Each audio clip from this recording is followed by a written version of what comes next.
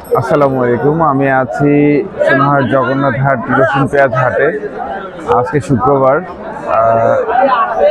নতুন বছরে হাট বসেছে রসুন পেঁয়াজের, ব্যাপক আমদানি এবং দামও মোটামুটি কয়েক হাটের তুলনায় আজকে ভালো আছে যতটুকু শুনলাম।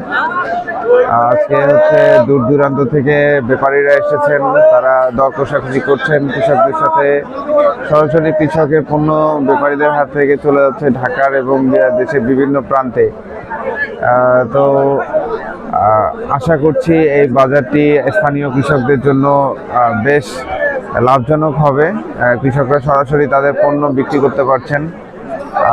আপনারা হচ্ছে সোনার জগন্নাথ হাটে আশেপাশে যারা কৃষক আছেন তারা রসুন পেঁয়াজ নিয়ে আসতে পারেন। আপনারা সবাই জানেন যে সোনাহার রসুন পেঁয়াজের জন্য খুবই বিখ্যাত এই আমাদের পঞ্চগড় জেলায়।